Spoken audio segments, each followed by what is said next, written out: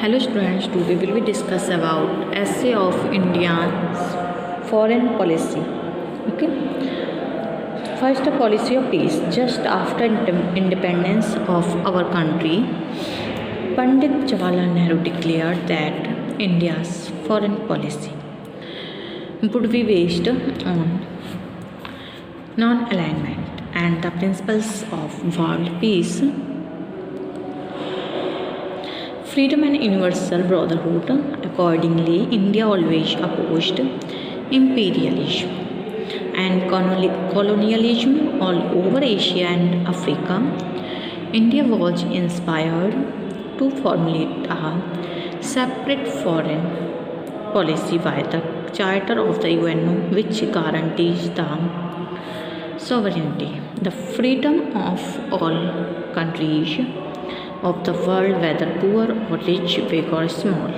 She has incorporated the ideals of international peace, security and cooperation in her constitution. Also, Article 51 of the Constitution clearly states that our country will leave no stone unturned maintaining world peace and security and solving disputes through mutual negotiations. She has a firm conviction that no problems can be solved through war. The victory won by peace is more durable and glorious than that won by war.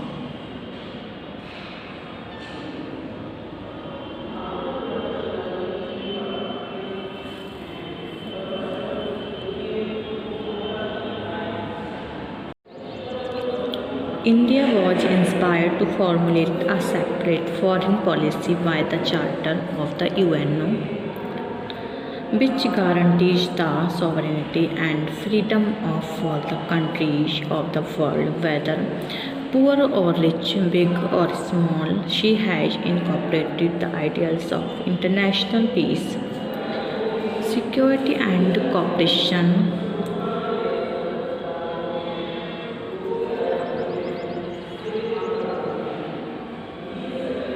in her constitution. Also, Articles 51 of the Constitution clearly states that our country would leave no stone unturned in maintaining world peace and security and solve disputes through mutual negotiations. She has a firm conviction that no problems can be solved through war. The victory won by peace is more durable, the glorious than that won by war. Next, guiding principles of the policy. India's foreign policy is based on the principle of third world political independence, economic take-off and development. This is the basis on which Jawaharlal Nehru founded the foreign policy of India.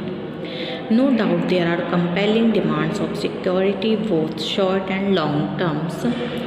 There are considerations of trade and rights of sovereignty. Also, there are unavoidable fluctuations in bilateral relations. All these are the factors which shape the conduct of foreign policy of any country. But the basic structure embodies motivations that are long-term. Pandit Nehru declared, our policy has grown out of ourselves. Our policy necessarily takes account of situations external to itself, but nevertheless rooted in the inner convictions.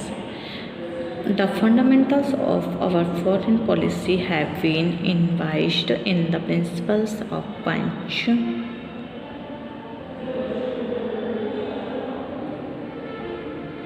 Shield, which are as follows. First, recognition of sovereignty and national boundaries of each and our country. Second, non-aggression. Next step, non-interference in the internal affairs of any country.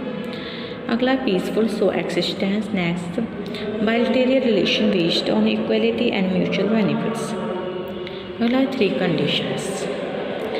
for the achievement of the basic objectives of our foreign policy, there are three conditions, namely global peace, regional stability, and the preservation of time. The promotion of these conditions conducive to a healthy economic relationship. The first condition, global peace, is a healthy economic relationship. The first condition, global peace, is of paramount importance, for nothing kills development more surely than the absence of peace. The second condition is stability is required for security, survival, and all-round development. The third condition, the factor of time, and in the way in which it weighs heavily on India and like-minded nations. Besides these, there is another factor: bilateral collaboration and economic help. All these are at the core of India's foreign policy. अगला policy of non-alignment. India has followed the policy of non-alignment so that she could be far away from ideological strife and give much time for her economic development.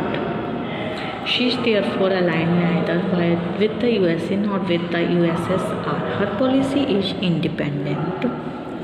This policy has proved very successful and it has been appreciated and adopted by the third world countries.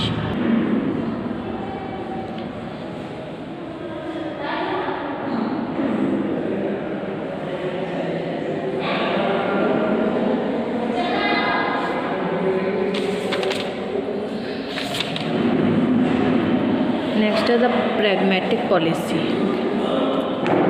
India's foreign policy is based on pragmatism, not on any ideology. In fact, her policy is non-ideology. Though India's role in world affairs is excessively moralistic, its sense is pragmatism that penetrates deeper than the tactical level. Some political observers have called this policy a neutral policy. In fact, the term neutral in the context of our foreign policy does not fit in. Pandit Jawaharlal Nehru also did not like it.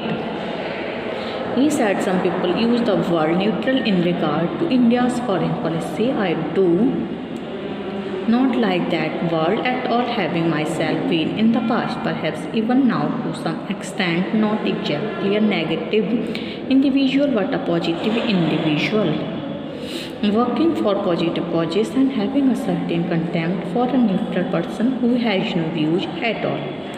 All my outlook on life is a positive one, not a negative one, not a complacent one. Therefore, I don't think the word neutral suits me at all. The positive aspect of life is derived from the conditioning that I have in my life. Last conclusion, the foreign policy which India designed for herself to facilitate her renewal has been adopted. The followed for promoting and identifying with the cause of world peace.